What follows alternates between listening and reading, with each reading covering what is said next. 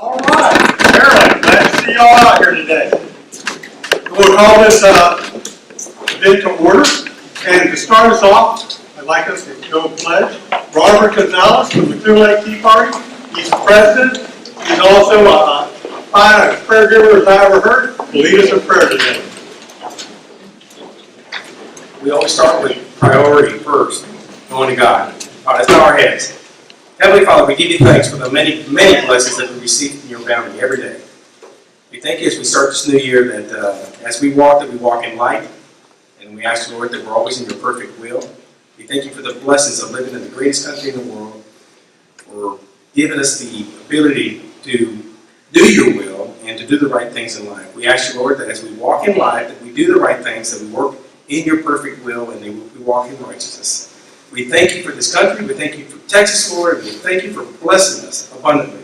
We ask you, Lord, that you continue to bless our families and bless this gathering, Lord, and we ask you that these three candidates that are here today, Lord, that whoever wins, Lord, that they go to you first before they seek advice from man.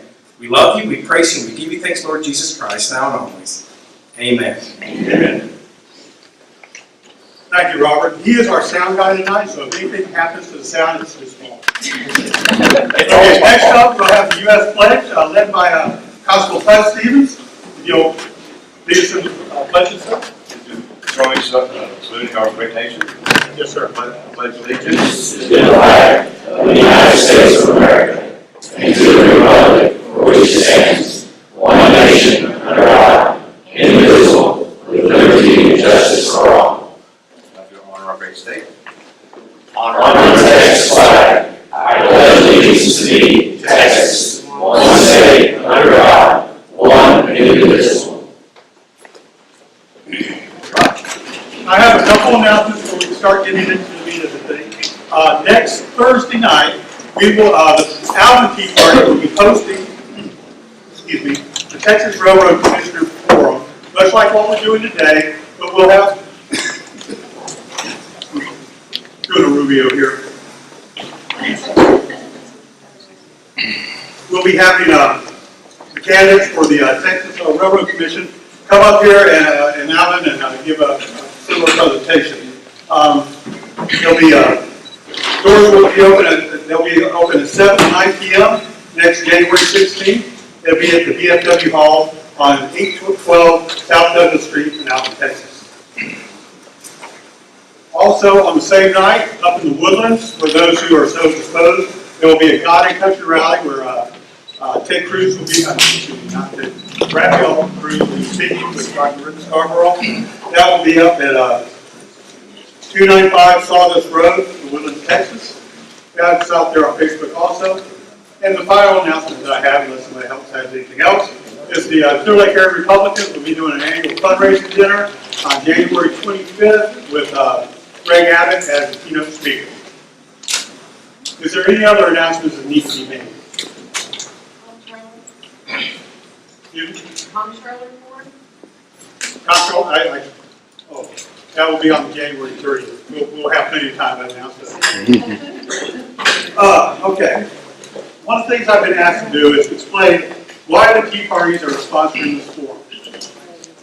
You know, way back in our founding, when somebody asked Ben Franklin, John Adams was, what kind of people, how do we keep this country in? They designed this country for a moral people.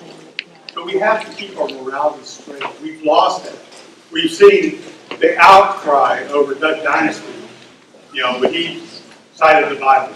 We've seen agendas here, gay marriage, anti-Christian things going on. We were fighting the moral issues. But we also have to be an educator. When the Tocqueville came to America, one of the things that surprised him the most was how educated every U.S. citizen he ran into was. They were aware of their government. They were aware of their schools. They cared. They took the time to meet their civic responsibilities. Too often today, we shirk our civic responsibilities.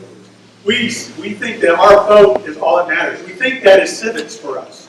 It is not. We must understand who our candidates are, who our representatives are. no matter what office they're in, we need to know. We need to judge for ourselves. We can't invest everything in somebody else's opinion. We must have our own. That's why we are doing this tonight. We are working with the Pearland Tea Party to come out here and do this. Pearland Tea Party fully supports these type of activities, and we're here to solidarity with them. Alvin Tea Party is also a part of this event. We all stand for the same thing. We want, we the people, to be an educated people. Not sheep, but citizens. That's what we're about. And that's why we try to bring these type of venues to you in order to let you judge for yourself. Don't listen to a tea party tell you who should be what, but judge for yourself. That should be in every race. So that is why the Tea Party is hosting this tonight. Okay, with that, let's go ahead and get started. And I'd like to, do we have a sheet of the elected officials and candidates? When I call your name and your race, you'll just raise your hand and acknowledge the crowd.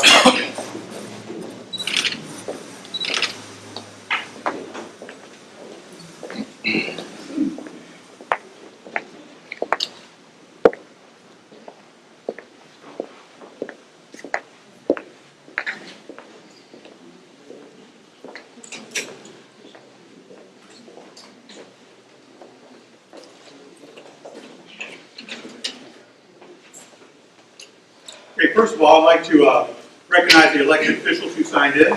Heidi Teese, she is Lee City City Council. Heidi. Iris Gaddis, Precinct Chair for Precinct 561.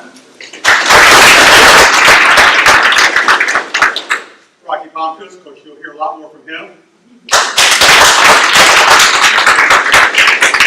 Stacey Adams, Missouri County Commissioner, Precinct 3.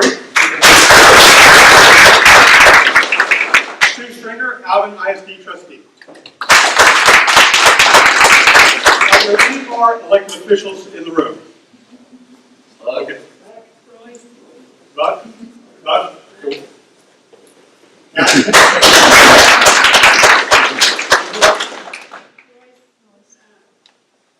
Royce? Yes. Royce Mitchell. Royce Mitchell. I'm precinct chair. Okay, thank you very much. For candidates, standing in for Mary Holes is Mr. Mary Holes.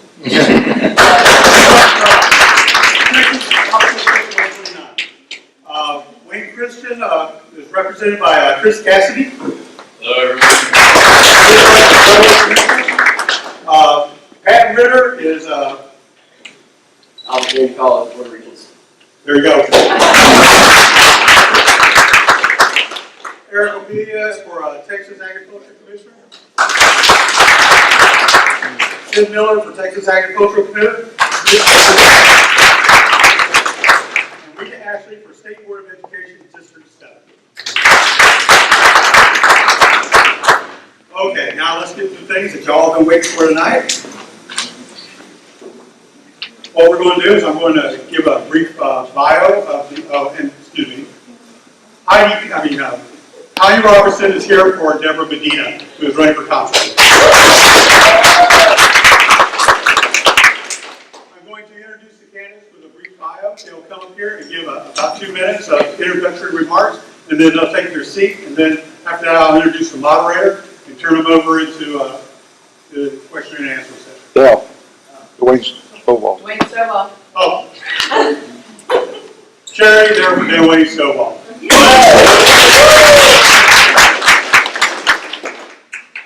Okay, first I'd like to introduce Sid Miller. Sid Miller earns his living from the land raising crops, cattle, horses, and trees. He is a former vocational agriculture teacher and a world champion cowboy who just won his 9th world title. Sid served as the chairman of the Texas House Agriculture and Livestock Committee, which oversees the Texas Department of Agriculture. Because of his extensive knowledge and work in agriculture, Miller was chosen to work directly with the Texas Agriculture, with the Texas Livestock Show and Rodeo. Work directly with the Texas Agriculture Commissioner Commissioner as a member of the Agricultural Policy Board. He is a lifetime member of the Houston Livestock Show and Rodeo and a former Farm Bureau Director. He will hit the ground running as our next Texas Agricultural Commissioner with no need for on-the-job training. 8-time world champion cowboy Joe Beaver and 14-time world champion horseman David Riddle served as co-chairs of Sid campaign. Without further ado, Sid Miller.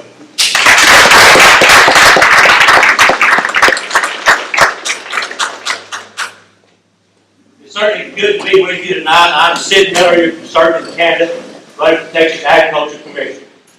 Here's what you need to know.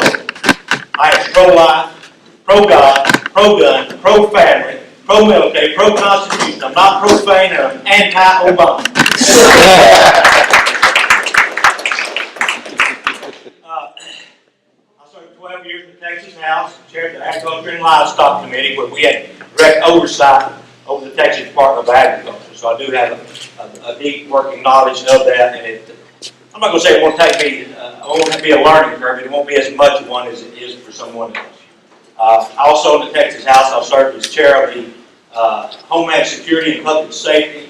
That committee has oversight of securing the Texas border, Texas Rangers, DPS, interest to you, emergency evacuations, especially this part of the state, driver's license, and things like that. I am one of the most despised men in the state of Texas by the abortion industry. My last session, I spent $21 million away from the abortion industry and passed the sonogram bill, which saved 8,000 babies last year. I went from saving 8,000 babies to killing hogs. I passed a pork chopper bill where you can hunt hogs out of helicopter. So my chairman regrets he can't be here tonight, but he wanted you to know that Ted Nugent is my campaign treasurer and co-chair with David Riddle. Looking forward to a spirited debate tonight, and thank everyone for turning in. God bless. Thank you, Mr. Miller. I'm going to sit on the right.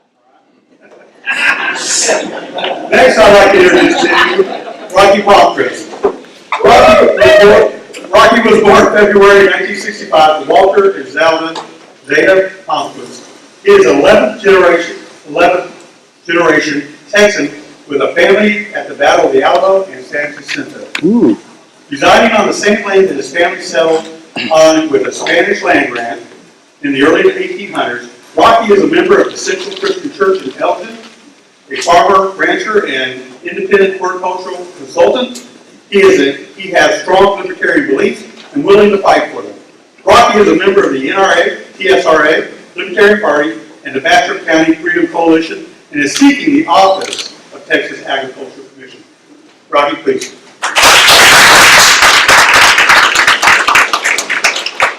Great to be here tonight, guys. I really enjoyed the drive down despite the nasty weather. But it's good to see so many great Texans that have turned out for freedom here tonight. I think you all need to give yourselves a big hand in this because this is what we really need to do. Get down to a few things that I believe here. Can't be different with Sid a whole lot, but I'm not sure what the Agriculture Commissioner has to do with abortion. I think that we need to be concentrating on the issues that matter to the family farmer, the people that are struggling to pay their property taxes on their ranch despite agricultural exemptions. These are the real issues that we better get down to the core of, because if we don't, our family farms are gone, folks. We need to start looking at alternatives. The hemp industry is something that's just waiting to be used. I'm not talking about getting high. Okay, that's what people associate with hemp. It has nothing to do with them. Hemp as far as textiles, oil, and the taxing possibilities for this is endless, and we are wasting it and allowing the other states to pass us right by. That's not Texas. I'm going to fix that. I want to be your next Agriculture Commissioner, and I look forward to answering y'all's questions. Thank y'all very much.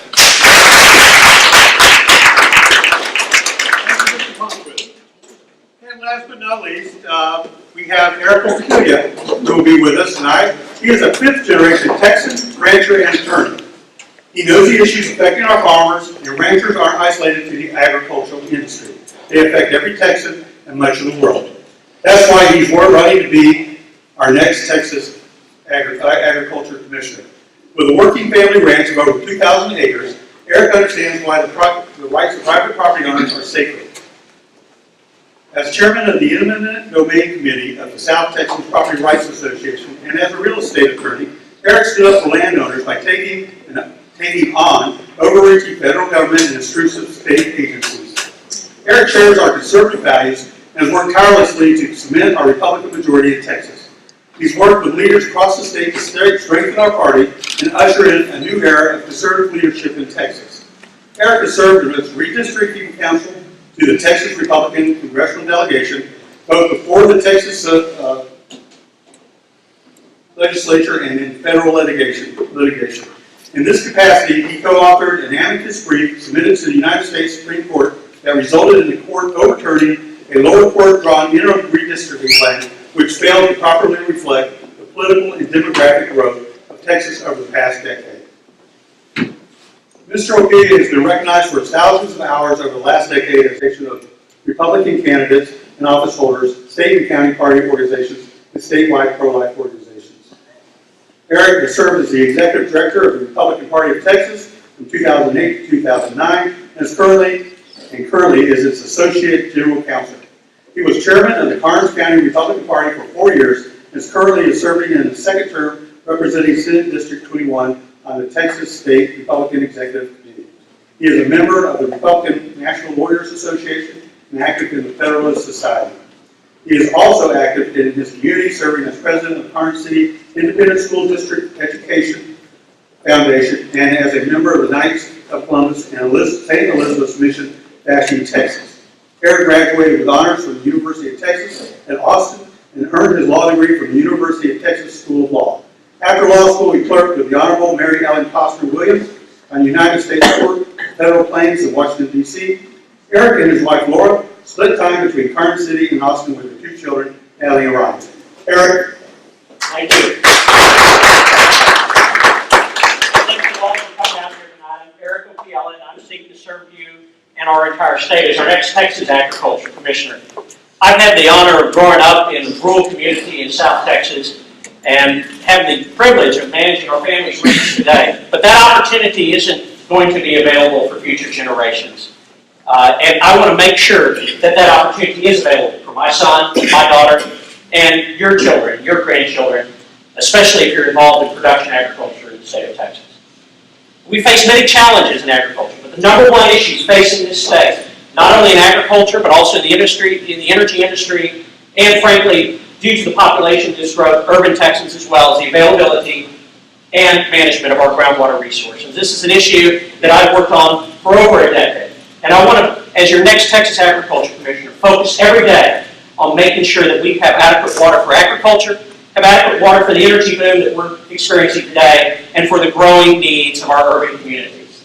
I want to put the experience for over a decade on this issue, and working not only representing landowners, private property rights issues, working with the legislature, and making sure that we take the fight to Washington to protect our private property rights. This is something that's been very near and dear to me, both personally with relation to our own agricultural operation in South Texas, where we raise big cattle and have had eminent domain issues impact us personally, but also that of many landowners across the state. I want to put that experience to work for you and for all Texans, making sure that the Department of Agriculture it guarantees that we have adequate water resources for our future, protects our private property rights, and puts the conservative values that all of us share in this room to work as the state agency headed by the Texas Agriculture Commission. Thank you all for being here tonight, and I appreciate the opportunity to participate this morning.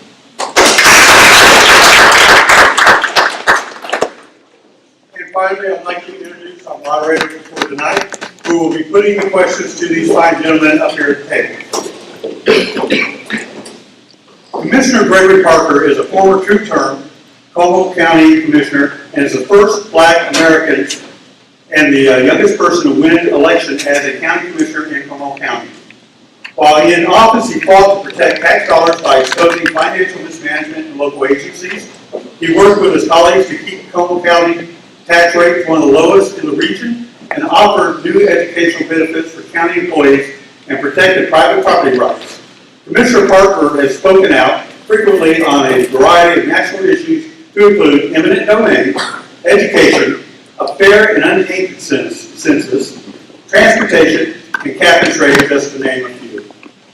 Commissioner Parker is a member of the International Association for Energy Economics, the United States Association for the American Society for Public Administration, Section on Environmental Natural Resource Administration, and the Texas Oil and Gas Association.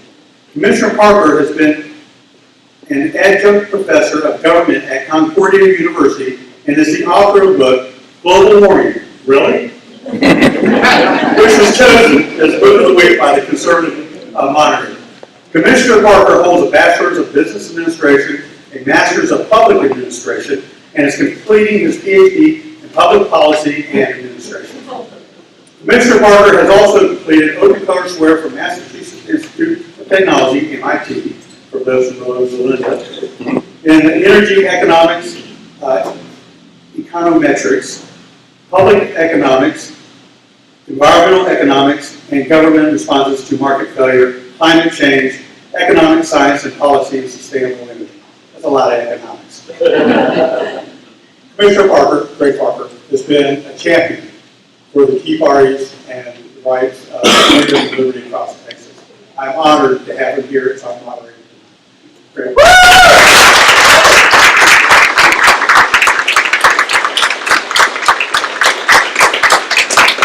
guys didn't stand up. I don't get a standing ovation.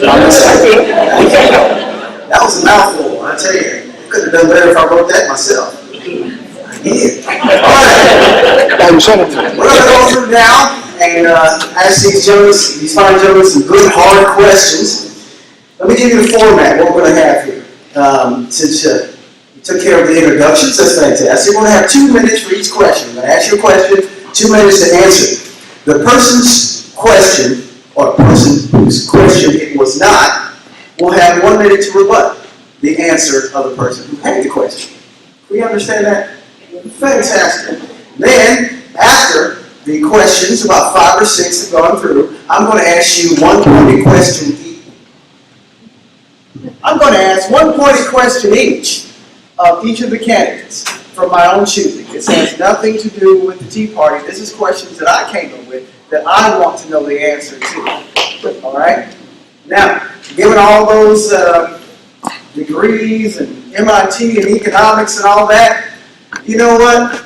This is the Agricultural Commissioner, and I have to be honest, I had to do a little research on this one. So these questions and your answers are going to be, when I moderate the Railroad Commission forum, it'll be totally different next week. I can guarantee it.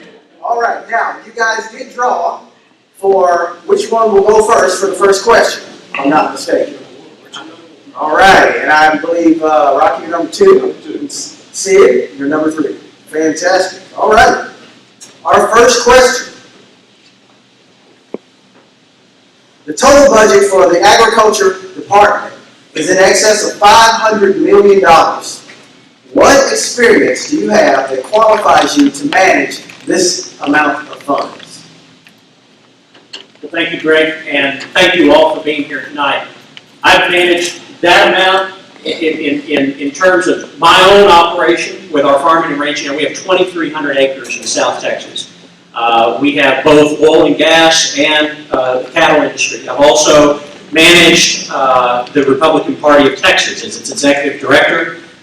We had an over $10 million budget for the 2008 election cycle. And when I got to the Republican Party of Texas, we were mired in nearly $400,000 worth of debt. I immediately took to reducing the staff size, selling everything that wasn't bolted down, and got us through the 2008 election cycle and maintained our majority in the Texas House of Representatives in the face of the Obama-Wade election in 2008. When I began service on the State Republican Executive Committee, on both the Statewide Finance Committee and on the Officials Committee, we undertook an effort to eliminate the debt that had been plaguing the party for the last 20 years. And working with Chairman Steve Ministeri, We not only eliminated the debt, but also have about $1 million in the bank today.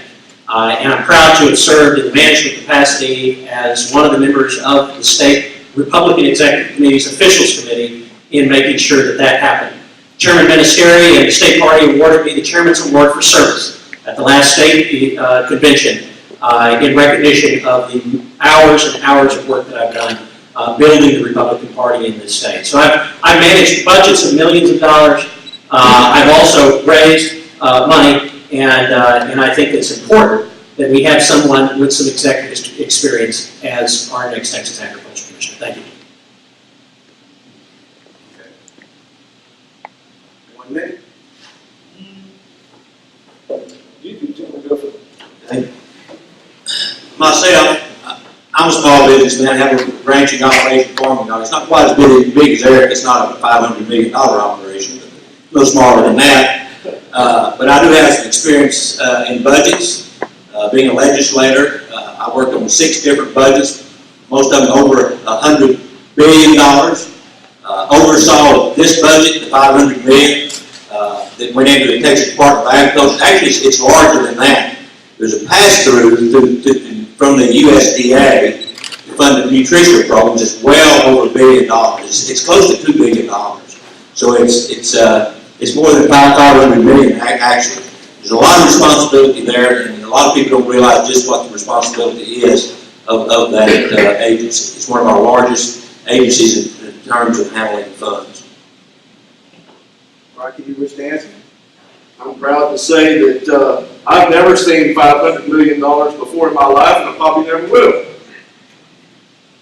But that just leads me to know how to manage money a little bit. You know how to pay your bills. You know how to pay the taxes at the end of the month. That's what it's really all about. It's not about the money that's there. My God, Congress has a lot more money than that up there. They can't balance their damn budgets. They don't mean a kill of beans to me. You just got to know about money management. It's just plain and simple. It's not about awards, and it's not about what boards you run. It's just about doing the right thing. Plain and simple. All right. Our next question, Rocky, or number 2. Sorry, correct. Just a clarification, so on time, if they, since you guys have time, I'll just sit down and watch, so if they're watching, Okay. If you run long, he's going to yell at you.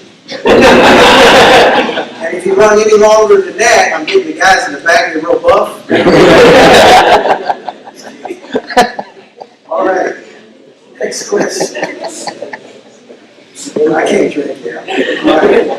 Under the guidelines laid out by the Texas State Constitution, how do you define the responsibilities of the Agriculture Commissioner as a public servant to the people in the state of Texas? Being a public servant means a lot of things. And under the Texas Constitution, the way I read it is, spend as little as possible, regulate as little as possible, and stay the hell out of people's lives. That's what's got us into the pickle that we're into right now. Agencies have gotten too big, they've gotten too bloated, too out of hand, too regulated. The family farm can't do anything without the government breathing down their neck. I think that's what it's all about, and I'll stick to the Constitution.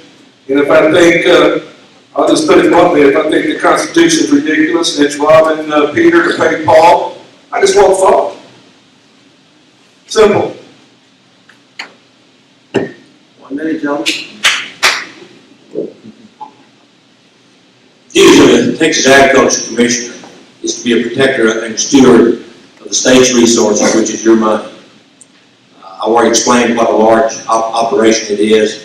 It does a wide variety of things that you may or may not know about. It regulates anything with weights and measures. It goes back to our early days in agriculture when things were sold by the bushel and by the pound. If every gas pump in the state has to be calibrated by the department. If you buy and sell gold, we calibrate your scales. If you sell stamps, we calibrate your scales. Truck scales, all of that. I've already mentioned that they're in charge of administering all the nutritional food programs for school lunch program, Meals on Wheels, things like that. Also in charge of things that are obvious, like crop dusters, inspecting those, make sure that they're safe, structural pest control, pesticides, egg inspection, young farmer loan programs. The main job of the Texas Agriculture Commissioner is to be a cheerleader for agriculture, to bring industry and economy, low Texas grown, Texas agricultural products to the rest of the world.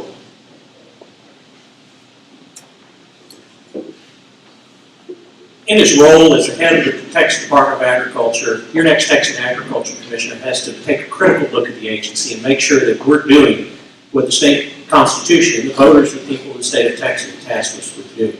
As was mentioned, the budget of the Department of Agriculture, in terms of the agricultural programs, grants, and other operations of the TDA, is about $500 million.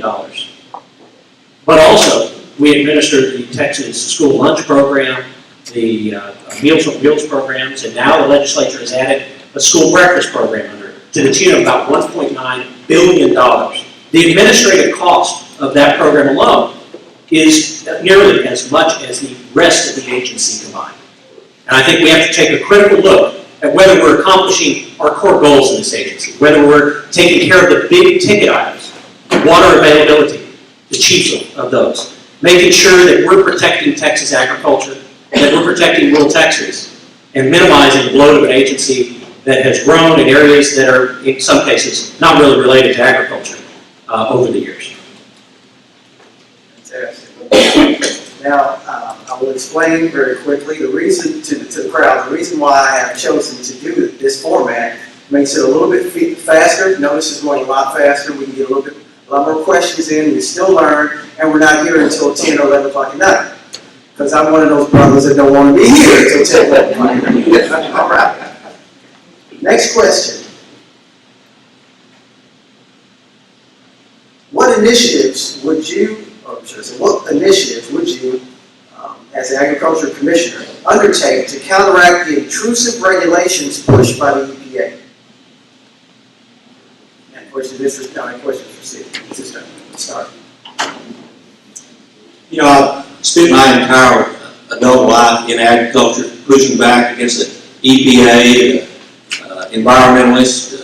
I think I may have coined a new term that I've had death threats 9 different times for doing that. The EPA is the environmental activists now have filed 200 endangered species acts.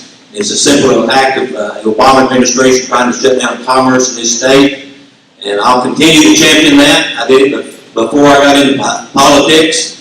As an agriculturalist, I'll continue to fight that and lead the charge on that. And from the position of Texas Agriculture Commissioner, I'll use that bully pulpit to try to stuff it right back down their throat.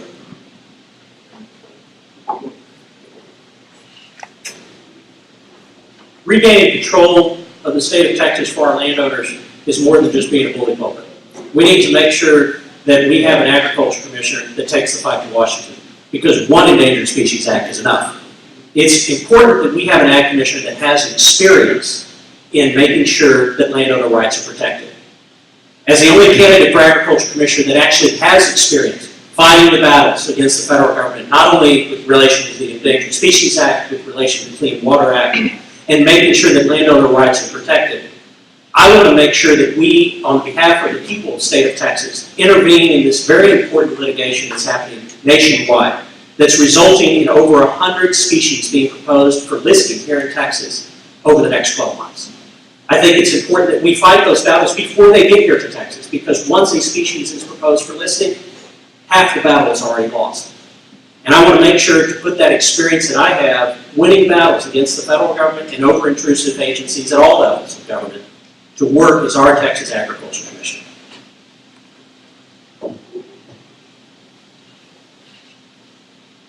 Blind crickets and, who knows what these people come up with and where they come up with it from.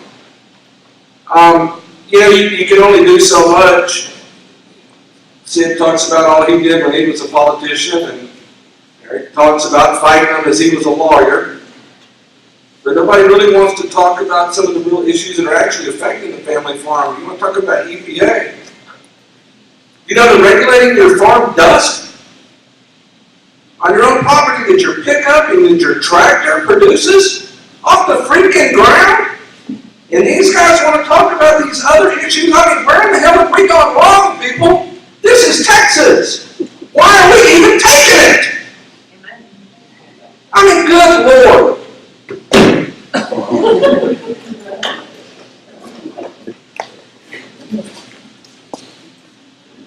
All righty. Kind of hard to follow that one. Next question. We're going back down to going back around. What ideas or initiatives do you have to pursue to reduce the amount the agriculture department does spend? Thank you, Greg, for that question, because this agency, as we pointed out in response to this question right before the last one, does have a lot of federal pass-through money that goes through this agency. And when we have the administrative costs on that federal pass-through money equal the amount that we spend on real agriculture in the Texas Department of Agriculture, we have a serious problem. I'm going to work as your next Texas Agriculture Commissioner to reduce the regulation of the federal government on our school lunch programs. You know, one thing that we have, and I've experienced this as a parent, is that you can't have, for instance, a birthday party for your kid during a certain hour of the day because of the federal regulation with regards to our school lunch program. I think that's wrong. And I think that we have to have an agriculture commissioner that fights those regulations, minimizes that administrative overhead, and eliminates programs at this department that aren't performing. This agency has grown out of proportion, and we need to bring it back in and refocus it on agriculture, making sure that we do the job that the farmers and ranchers of this state, and frankly, the taxpayers of this state, expect us to do.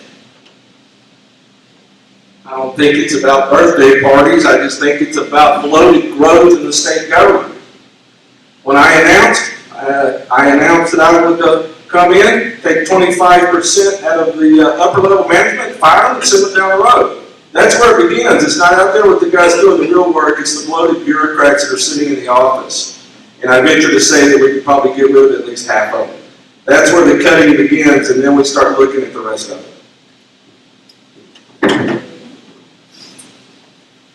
One of the things that the past agriculture commissioners, starting with Rick Pearland, have done, they've done a pretty good job of running that ship. They run a tight ship. There is room for improvement. You know, I would be the first one to go in and start cutting regulations. First thing I want to do is get rid of the cupcake law. I think that should be parents' choice. But there's even more saving than cutting in that department. We need to consolidate. We have too many bureaucracies. We have too many commissions. We can consolidate those and save millions of dollars. The Animal Health Commission is standalone. You can fold it into the Texas Department of Agriculture. Texas Forest Service, you can fold that in. You can take the Veterinary Commission, fold that in. Those are all top-heavy with administrative costs, and the Texas Department of Agriculture, and I've done that budget, they can absorb all that and save taxpayers several $1 million.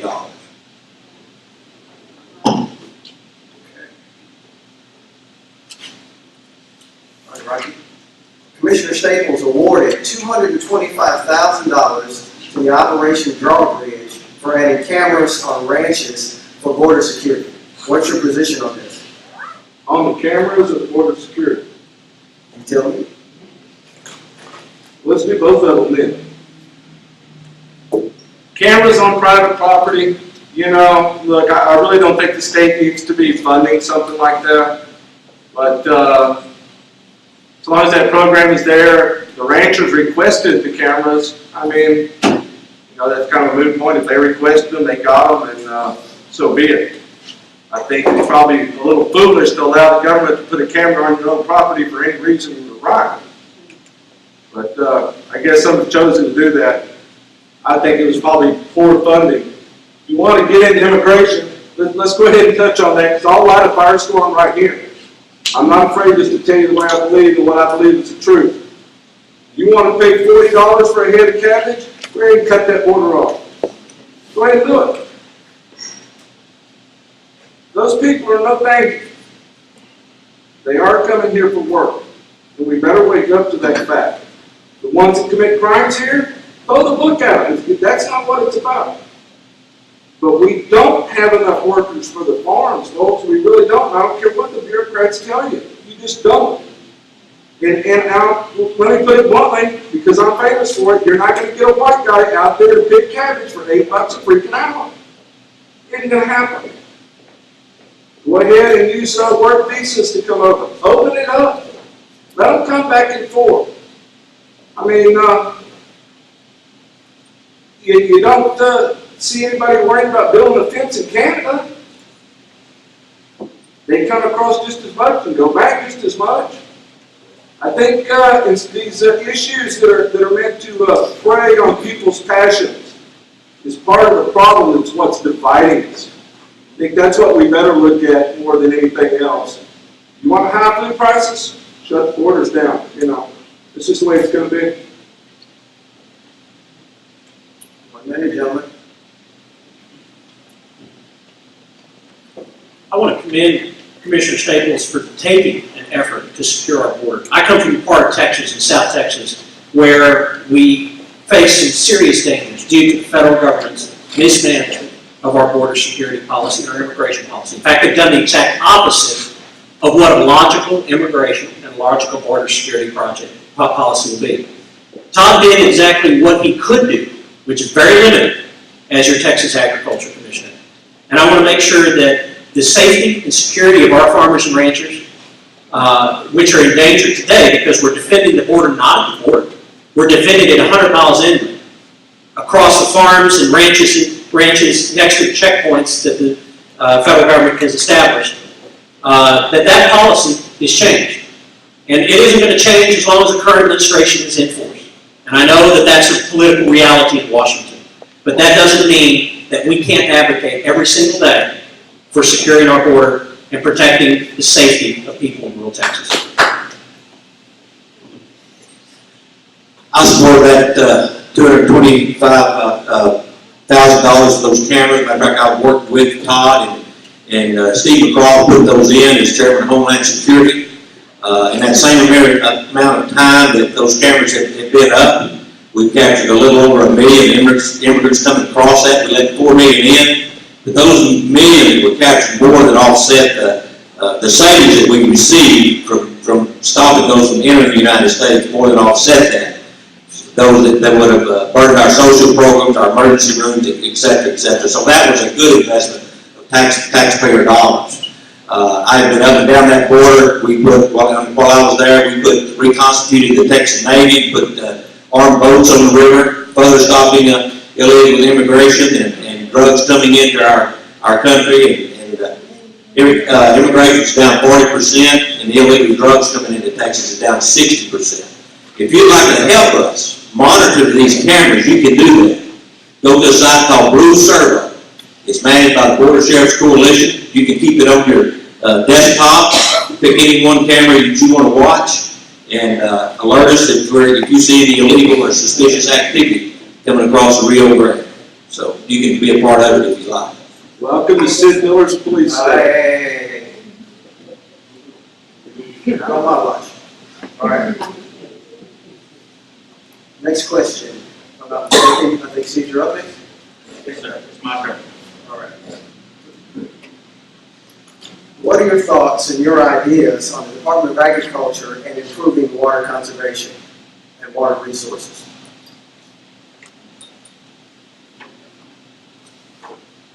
One of the things that I want to do as Agriculture Commissioner that will have never been done before. My number one focus will be water. I'll have a Deputy Commissioner of Agriculture in charge of water only. It'll be a water engineer. We have $8 billion sitting over there in the bank account. 3 men have jurisdiction over it. There needs to be some checks and balances. We need to make sure that the urban areas, suburban areas, industry, and rural Texas are equally treated, that no one is left out. I was a very reluctant supporter of Prop 6. The legislature should have funded that out of the general fund and not off the rainy day fund. But we need some eyes to watch over that and make sure that it is spent correctly and it's not abused. I'm sure those are good men, but there's no assurance that the next people in there will be. We have to start immediately on conservation. Some of our larger cities across the state, by the time they receive the water and deliver it to the customers, are losing 30%. That is unacceptable.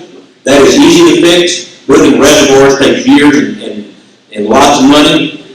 Agriculture can do the same thing by improving current irrigation systems and reducing wind drift, evaporation, runoff, things like that. So that would be that water will be my number one issue as your next agriculture commissioner. We don't live below the Great Lakes. We have a finite amount of water. Texas was great when we could water our whole state with windmills, but now our population is about 26 million, and we have got to manage that water judiciously and correctly. 1 minute, Joe.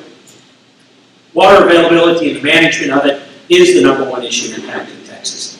And as your next Texas Agriculture Commissioner, I'm going to advocate for making sure that we consolidate the patchwork quilt of groundwater conservation districts and some science districts across the state that do little to regulate and protect our private property rights and our unwithdrawn groundwater underneath our land. Frankly, the role of government is to protect our God-given rights in life, liberty, and property. And if it's not doing that, we need to get out of the way. And we need to make sure that we consolidate and manage aquifers as aquifers, not on the basis of political lines. When it comes to management of our surface water resources, we have to make sure that Texans, not the federal government, are managing our rivers. And I will make sure that the Texas Department of Agriculture intervenes in this very important federal litigation that's going on where the federal government is trying to take over the control of our rivers. Because if we can't control and manage our own surface water resources in the state, it takes half of the equation out in terms of making water more available in the state. And as Sid said, the bill that was just passed by the legislature that resulted in Proposition 6 needs a lot of work next legislative session. We lost our rural representation on the Texas Water Development Board. We need to restore that representation of agriculture.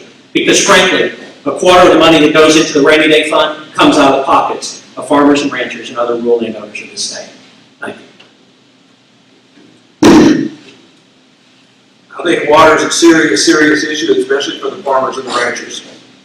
But I think we also have to consider the Constitution, private property rights, land rights, and be very careful where we tread. You know, you hear the politicians on how we're going to do this, and we need to do that, but they never offer specifics, ever. Then they get into office. Did they ever pick the phone up and call you back? No. They're doing the backroom shady deals, and that's exactly what Prop 6 is going to allow them to continue to do. I was one of the leaders of the Nick 6 movement.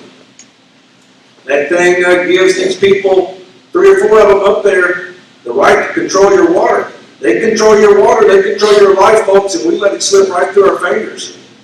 The politicians did nothing. We got to get up there and change it. Don't listen to all the scare tactics and we can do this and we can do that. We need specifics.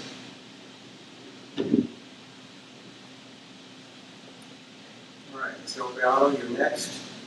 What free market activities should the Agricultural Department undertake to improve competitiveness of Texas farmers? The Texas Department of Agriculture has some programs that promote the free market, some that undermine the free market.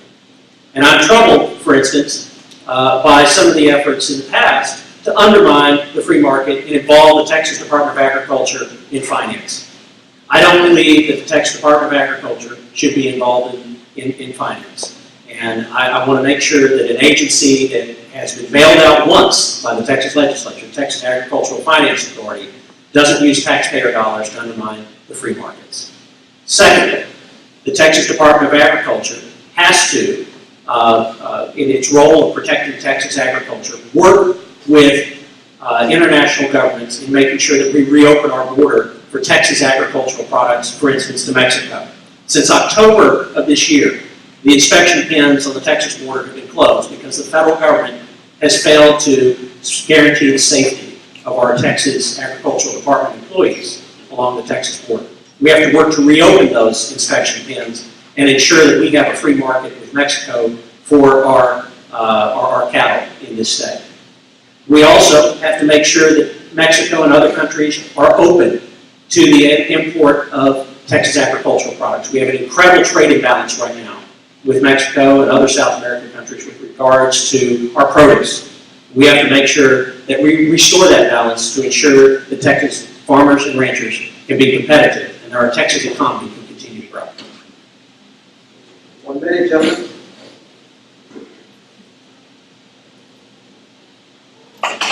Let me get this straight. We're going to shut the border so the workers can't get here. And then we want to export our stuff to Mexico and South America. Now, really? It's not going to work like that. The retaliation factor is there, and don't think for a minute they won't do it. You can't operate like that. Second off, what in the world is the Agriculture Department having anything to do with free enterprise anyway? It's government. Get the heck out of it. Let the farmers and the ranchers farm and ranch and keep the government out of their business, and we'll all be better off. Personally, I'm a free market capitalist. The government does some things, but they don't do many of them very well. Being in the finance business is not a duty of the Texas Agriculture Department, or government in general. Also, you know, I'm not a big supporter of subsidies. I don't support the ethanol subsidies. That's one reason that, even though I'm a Farm Bureau director, I did not get endorsed by the Farm Bureau because I don't support the subsidies and a lot of the things that are in the farm program. The Agriculture Commissioner should be a cheerleader and a promoter and a marketer and a go-to guy for the American farmer and rancher. We have the safest, most affordable food in the world. And we can thank our American farmer for that. And that should be the job of the Texas Agriculture. Bringing jobs, bringing agricultural industry here. Only 2% of the people in Texas are involved in agriculture, yet 1 in 7 jobs are related to agriculture. We need to be promoting our youth involvement. The average age of the Texas farmer is about 60 years old. We need to be working through the FFA and 4-H and encouraging more participation in keeping these family farms and preserving our rural heritage and our family lifestyle and our family values. Sorry, gotta work that. I had the big guys on standby. That's the muscle talk. Okay, exactly. Okay. Where'd you write? All right. Why should the state of Texas, I pretty much guess your answer in minutes, but why should the state of Texas participate in the Healthy U.S. School Challenge put on by the First Lady? So it's a federal mandate for one thing. Second off, it's, you know, a bunch of hooey-fooey. Look, man, all of this stuff, let's just be honest here. Why in the world is the government telling you what to feed your kid anyway? And what is this old woman up there in Washington who doesn't know a damn thing about the state of Texas telling us anything? She doesn't know anything, people. I just wouldn't follow it. Tell her, go jump in the lake, woman, we're sick of it. You know what, you gotta have a politician that's gonna be honest. If that's what you want, I'm sitting right here. 1 minute, gentlemen. I won't take that long.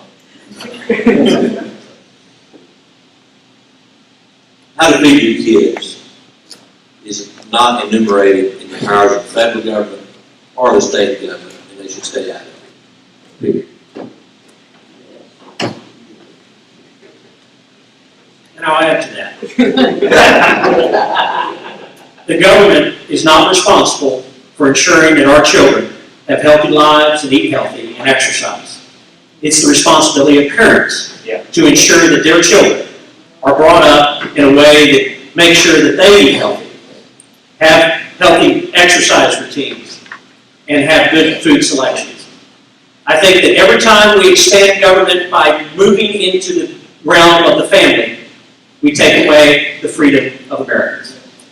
And I think that it is not the proper role of the government to be intervening in the role of the family or in the role of our local public schools with some of the federal regulations that we mentioned earlier.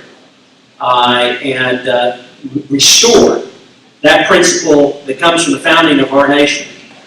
Protect that life, protect that liberty, and protect the future of our people, and restore personal responsibility to the family. Thank you. All right, gentlemen, breathe a sigh of relief. This is going to be the last organized question, and then we're going to get to mine. I think you're up to it. This one is...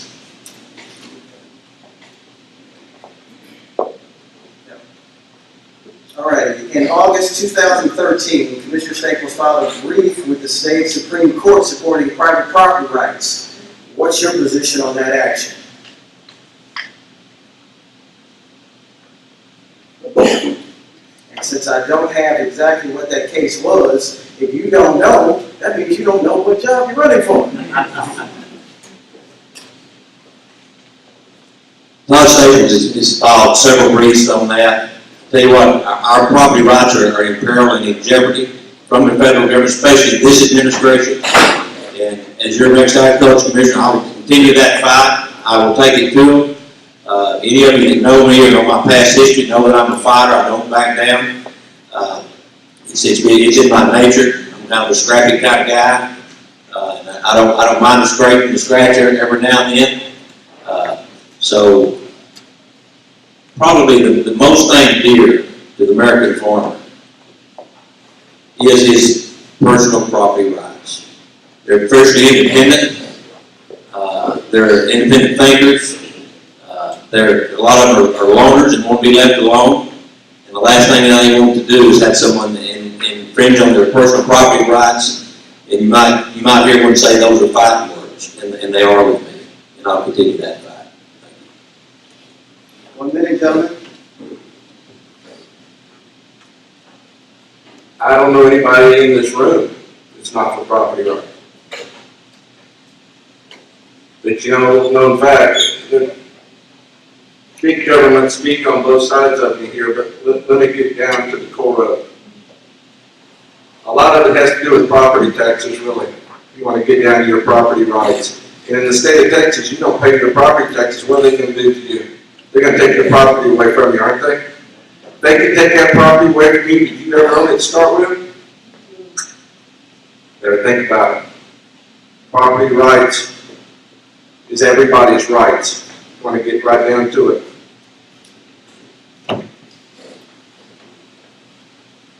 The case that Commissioner Parker was referring to came out of Brooks County, just a little south of me, down in deep South Texas, where some human smugglers had, as many cases I talked about earlier, come across private lands, and some of their charges died on private property. And some plaintiff's attorneys turned around and tried to sue the landowner for creating a situation where they could have died. And he stood up for landowners to make sure that private property rights were protected by our Texas Supreme Court. But it goes beyond cases of human smuggling. It goes beyond those cases into areas where the federal government is taking away our private property rights with the Clean Water Act, the Endangered Species Act, and efforts right here in Texas to take away our ability to manage our water resources. Your next Texas Agriculture Commissioner has to have experience in these areas, and is the only candidate running for Texas Agriculture Commissioner that has stood up for private property rights for over a decade, defending landowners. I will continue that legacy and build upon it to make sure that wherever the threat is, the Texas farmers and ranchers, or landowners, whether they be in rural areas or urban areas, that the Texas Department of Agriculture will stand up for private property rights. All right. Gentlemen, we're going to have one question for each of you. There's no rebuttal. This is for the individual candidate. Again, this is questions that I have come up with and that I would like the answer to. So if you hate anybody in this room for asking this question, it's me. And after that, we're going to open it up to the audience. All right. Rocky, we'll start with you. Oh, great. Gee, thanks. My question for you is this. Being a libertarian, how do you plan to shed the, and I'm just going to be blunt, the marijuana stereotype to actually get anything done and get things across in government that you want to get done? That's a great issue, because, a lot of people, libertarian, that's one of those naked hippies smoking dope running out there in the woods, right? That's not necessarily the case. Look, let's face the facts. Marijuana's here to stay. It's been here to stay. You're not getting rid of it. The war on drugs is a war on your property rights. It's all a scam. Marijuana can be taxed. We can use it for medicinal reasons. We can use hemp for wood, bricks, canvas. I didn't ask you to explain why. I asked you how you plan to break that stereotype. You can't break a stereotype that's already pushed on you by the two major party systems. You're not going to do it. You have to stick with your plan, stick with what you really believe, and when you drive it home enough, people realize what you're talking about. And I think that's how you cure it. Just be honest with people. Not a bunch of doublespeak and not all these fancy words and these long sentences. We've all had enough of that. Just speak your mind and speak the truth, and it'll get across eventually. Thank you, sir. Eric, this question is for you. Having been a victim of Republican scorn myself in the last election, not being allowed to speak at the Republican clubs or state convention, running for railroad commissioner as a Tea Party favorite candidate, my question for you is this. How would you reassure me, given the fact of these emails that have floated around concerning you and your involvement with Joe Strauss, how do you plan to reassure me that you will not isolate other conservatives of my persuasion? Well, Greg, I think it's a travesty that we pick and choose before the voters get to choose in the Republican primary, and I wasn't aware that you were denied the ability to speak in our state convention. But I think that, frankly, if Stephen Asteri, our current state chairman, would have known that at the time that you were denied that right, that he I actually have emails from, he's the one who actually put that together. Well, that's unfortunate. That's unfortunate. I disagree with that. I believe that our Republican Party has been built by the efforts over this last year with people focused on fiscal responsibility. When I was executive director of the Republican Party of Texas, that was when, in 2009, that this process began to create Tea Parties as a response to some of the federal government, the Obama administration's efforts. Both as executive director of the Republican Party and as an individual, I've always worked to build a conservative movement across this state. I think some of the emails you're talking about refer to other people. And in those you will find not a word of scorn from me to the Tea Party movement, but maybe some questions about people that might not be good representatives of the Tea Party movement. And with relationship to Speaker Joe Strauss, I've worked with Republicans of all stripes to build our Republican Party here in this state. And as a result of my efforts, we had, working with others, a supermajority in the House of Representatives after the 2010 cycle. I think that it's important that we make sure that we can continue to win elections in a state that is becoming increasingly democratic. And I will work to put that experience that I have to work to build our conservative movement statewide as your next Texas Agriculture Commissioner. Okay, Sid, as I ask this question too, I want to make sure you understand that this is not an attack on you personally, but I want to ask this question from a standpoint of me being a younger gentleman and moving forward with the Republican Party. You've been in the legislature for 12 years, or you were in the legislature for 12 years, and you got a record. My question for you is, why now? Why not some of the younger conservatives coming up? Why you? Why now? Why are you running now? Why now?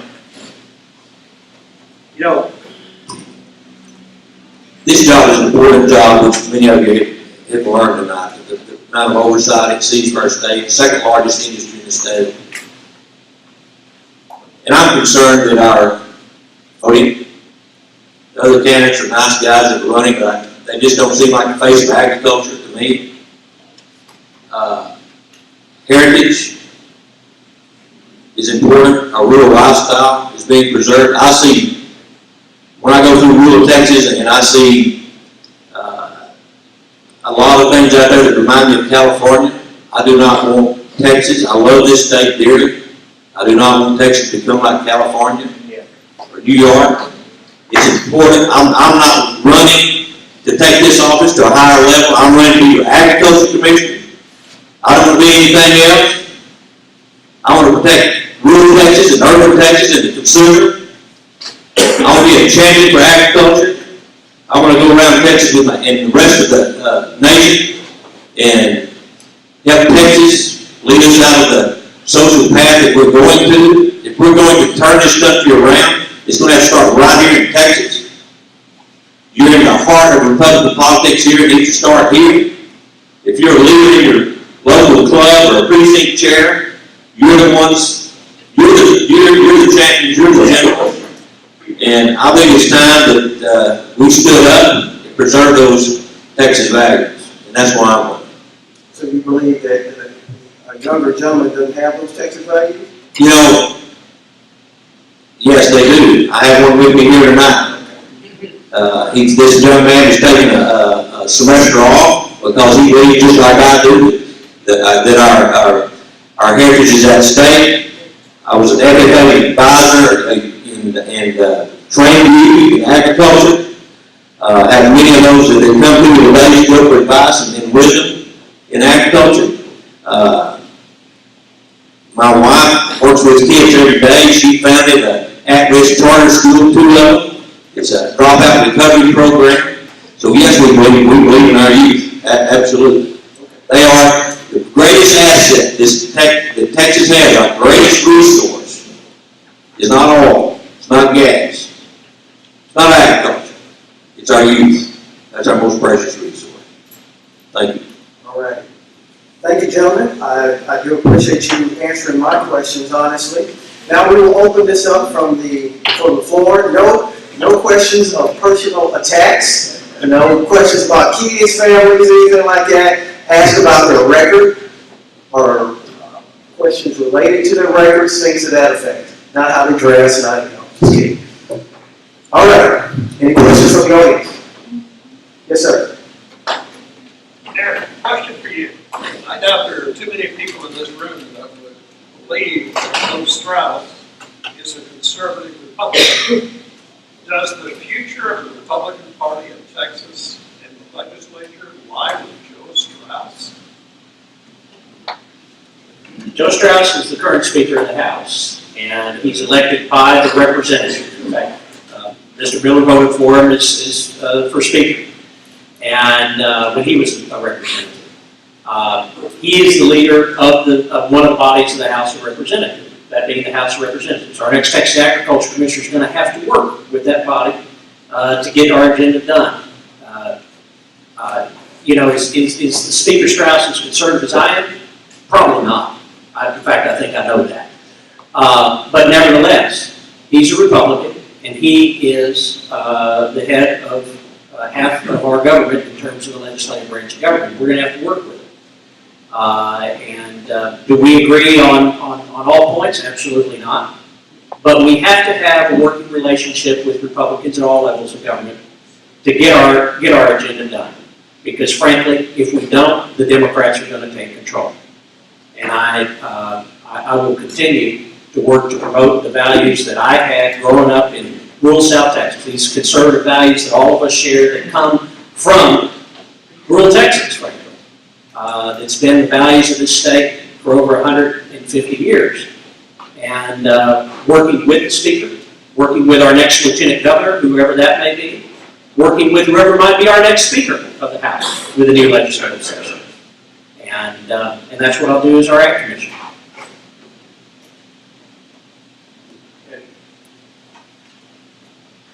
Mr. O'Pilly, I have a question, but first I need to correct you on something.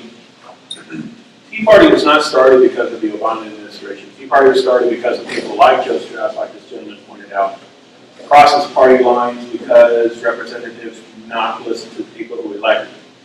Goes to my question to you. Based on your comments just now about you would have to work with Mr. Strauss and other Republicans, it's a very simple question.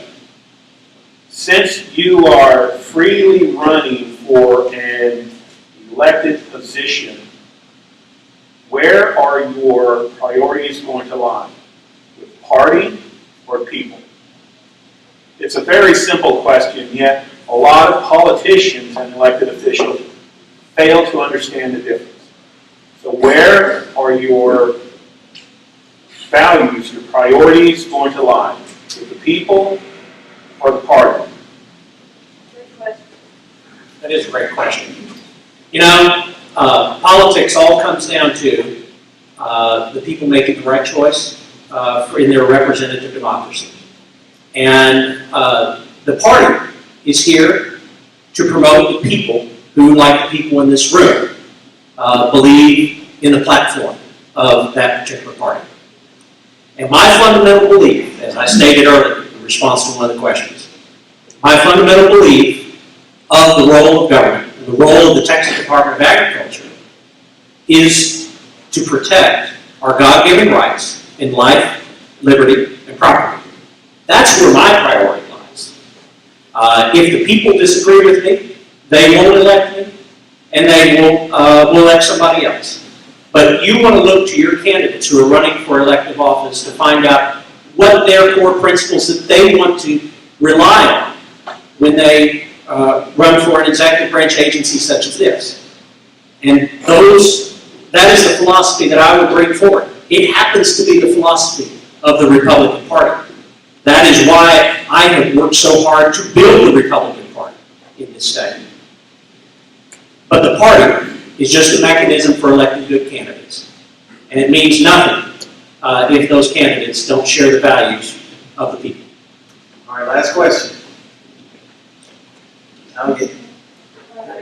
Well, you know what? I'm going to make it two. One and two. Last two questions. Right? Ladies first. And we'll wrap this up. I'd like each one of you to answer this. I want to know how you will work with the Department of Health to open lines of commerce for small farms, remove stipulations, and give consumers the freedom to really choose how to do business. Could you, I couldn't hear you. Could you repeat that, please? She said, how would you work with the Department of Commerce, Department of Health to open lines of communication or open lines of commerce to actually, it was a pretty long question. How would you work with the Department of Health to open lines of commerce and remove stipulations for small farms to give the consumers the freedom to really choose how to feed their families?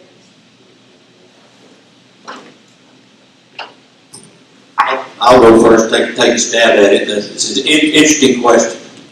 I think, are you referring to organically grown and GMOs? Is that where you're going? Or? Raw milk. Raw milk? Look, here's the deal as I see the job of the Texas Agriculture Commission. It's not the job of the Texas Agriculture Commission to pick winners and losers. It's the job of the Agriculture Commission to make everybody a winner. There's a place for raw milk, there's a place for processed pasteurized milk, there's a place for organic farming, there's a place for bioengineering. We have to have all of that. And the job of it, as I see it, is not to pick winners and losers, but to promote agriculture as a whole and make everybody a winner. That's just where I'm coming from. The piece of legislation that she's referring to was considered by the legislature. It's called, some people refer to it as come and bake it legislation. Cottage baking and some of the ability of small farmers and ranchers to be able to sell some of their produce and baked and prepared goods made with Texas-grown agricultural products, no less. At small scale, farmers markets, county fairs, and different things like that. I'm fully supportive of that. I think that it's important that we reduce the expansion of the nanny state. Like we talked about earlier with regard to the cupcake legislation, the ability of my daughter to have a birthday party in her school. The Texas Department of Health has in many cases gone above and beyond what is necessary to try and protect you. The reality is that if someone is there producing a good that is going to make someone sick, they're not going to sell very many of those goods. The Texas Department of Health and the Texas Department of Agriculture, which relate with relation to hate inspections, plays an important role in protecting public health. But we need to make sure that that role doesn't impede the ability of our small farmers and ranchers, and frankly, people who want to just bake an apple pie and have it at a county fair, have the ability to sell those products to consumers.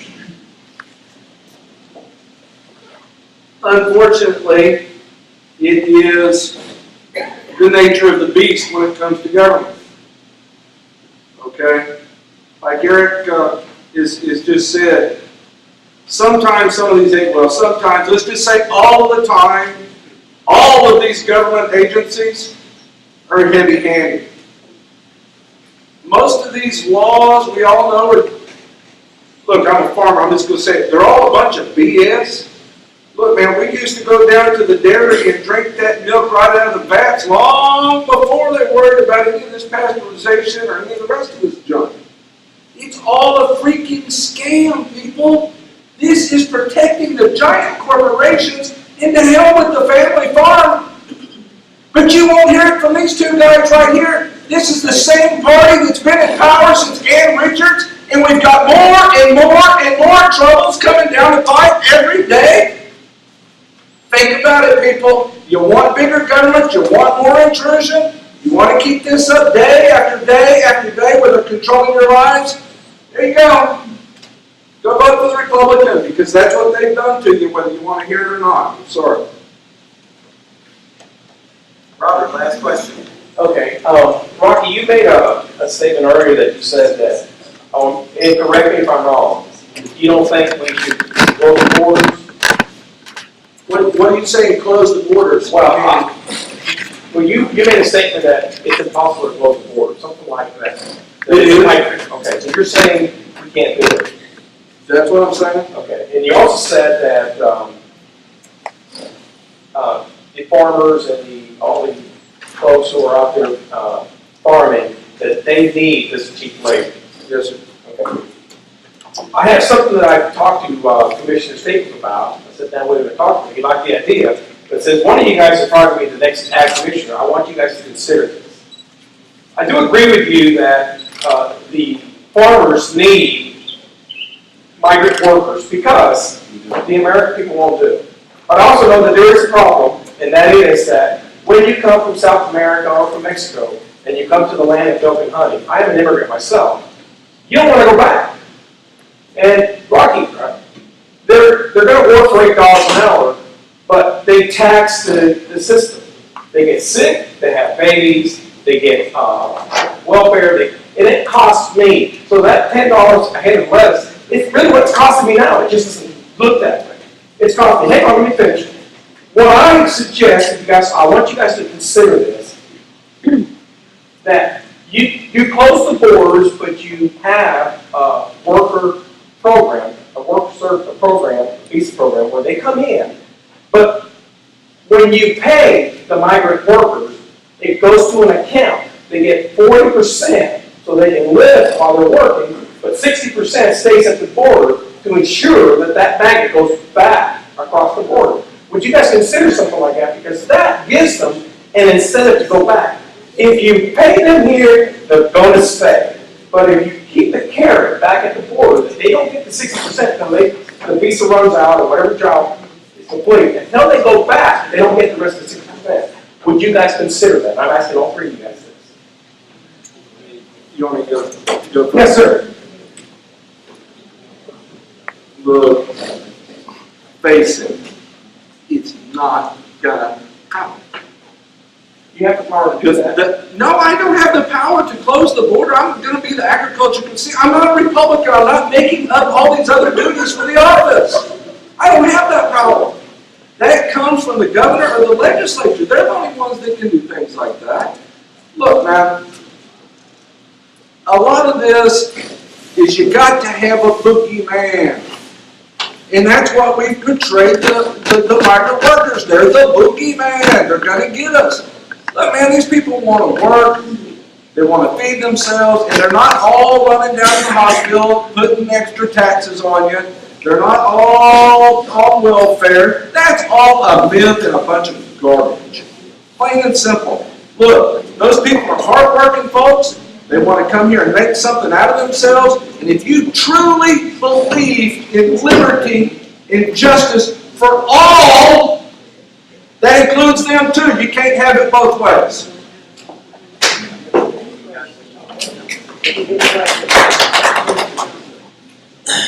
Change the law. Here's what you're describing. 70% of agricultural labor is immigrant labor. Some of it legal, most of it illegal.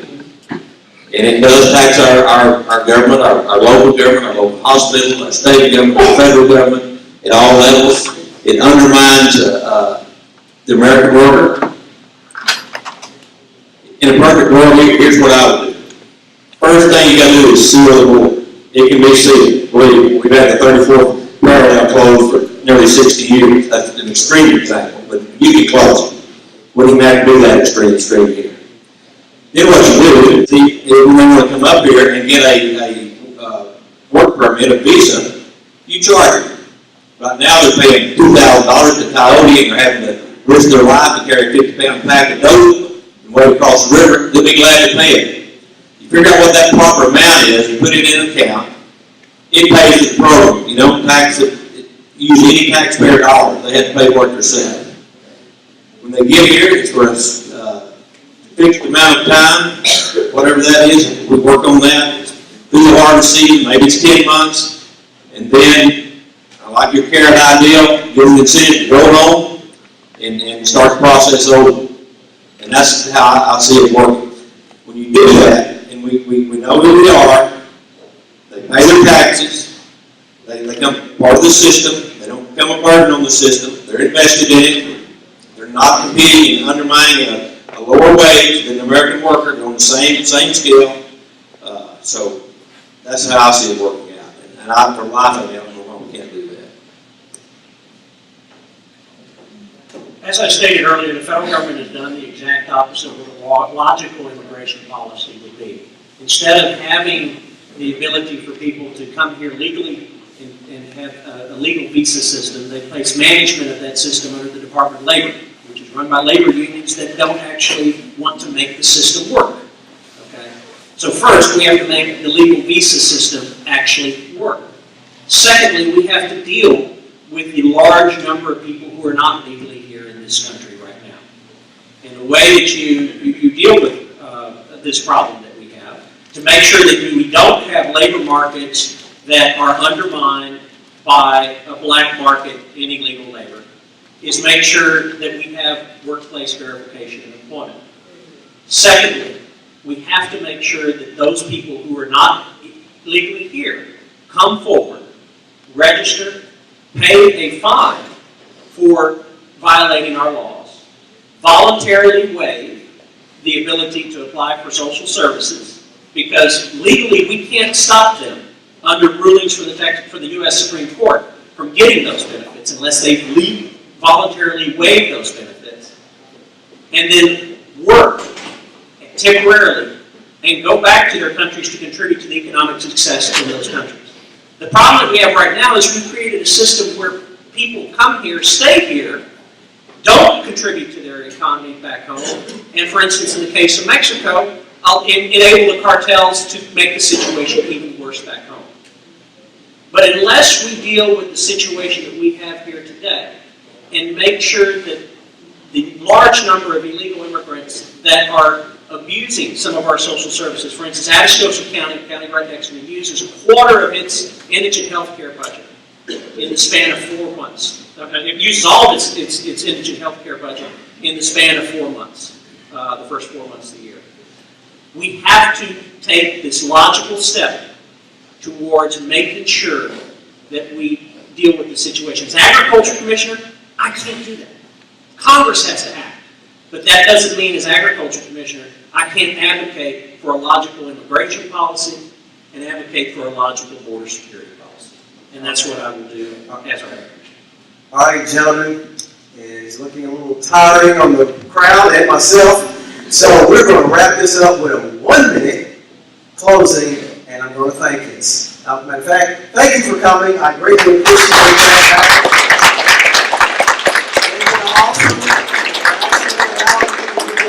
Thank you to the Pearland Tea Party for hosting this.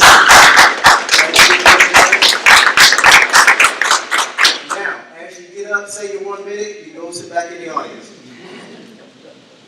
And we'll start on the opposite end, since you can go first to wrap it up. Okay, yeah, 1 minute to wrap it up.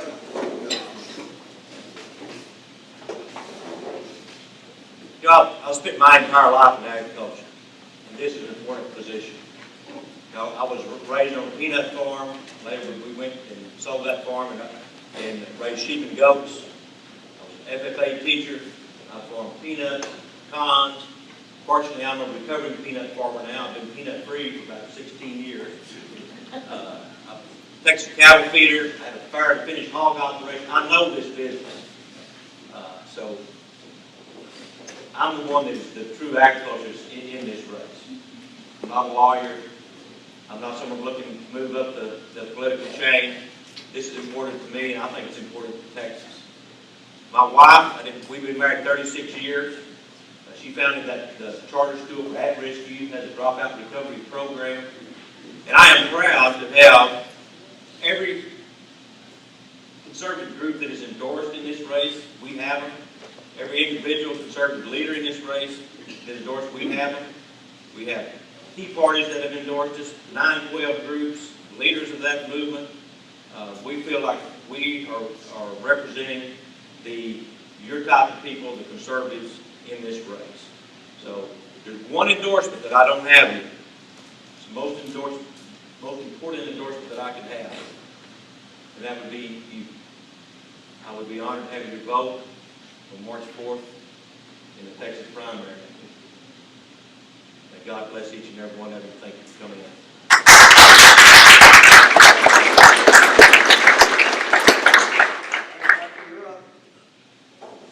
I want to thank y'all again for allowing us to be here tonight. It's been a lot of fun. It's been educational.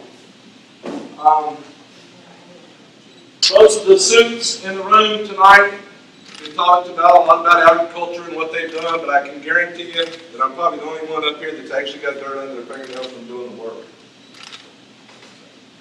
It's all about the citizens of the state of Texas. Are we going to continue to go down this path that we've been going down forever? Democrats, Republicans, and nothing ever changes? Ever? I'm offering you an alternative. I'm a little rough around the edges, but I'm a working man. I'm not going to get up and sugarcoat anything. What you see with me is what you get. What I say is what I'll do. God bless each and every one of you. I appreciate you very, very, very much. Y'all be safe going home. Please consider me in November. You won't get a chance to vote for me in the Republican primary because I'm a proud libertarian and have recently escaped the Republicans. So come November, no matter who my Republican nominee is or who the Democrat is, I really need your vote. If you want a true working man, you want somebody that's going to give it all he's got, you're looking at it. Thank you all very much, guys.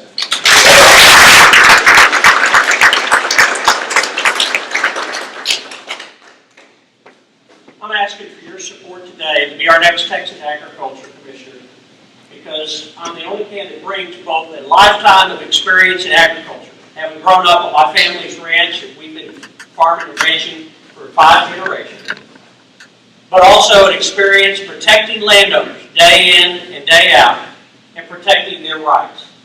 And ultimately, that's what our agency is here for, what the Texas Department of Agriculture is here for, to protect Texas agriculture, to protect landowner rights, and to protect rural Texas.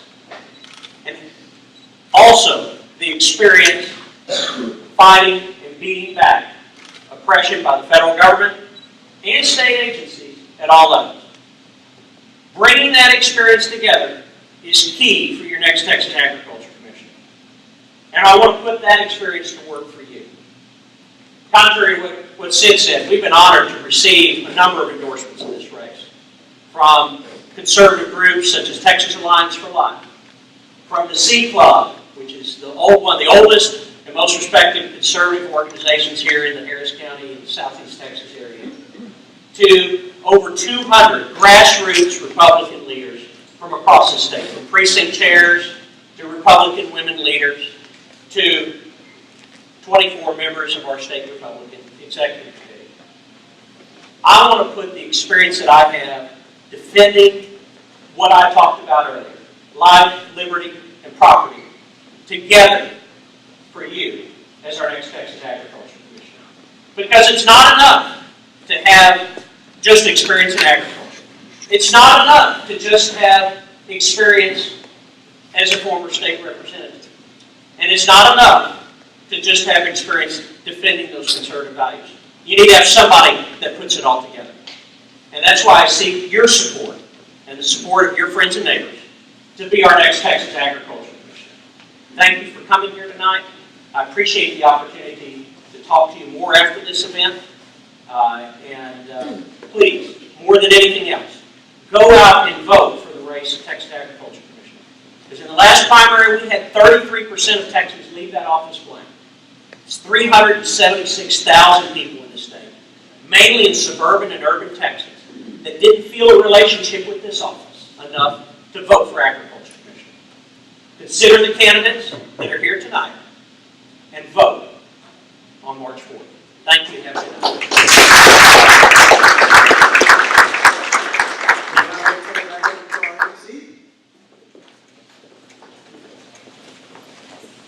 Wow, that was a pretty good debate, don't you guys think? Getting down to the core of it, this is what we need to do. You exercise an act of citizenship today, and I thank you for that. I thank the Pearland Tea Party for hosting this event. I thank Alan and the Pearland Tea Party for being a part of supporting the Tea Party, because we help each other. And I'd like to thank Greg Parker for doing an outstanding job.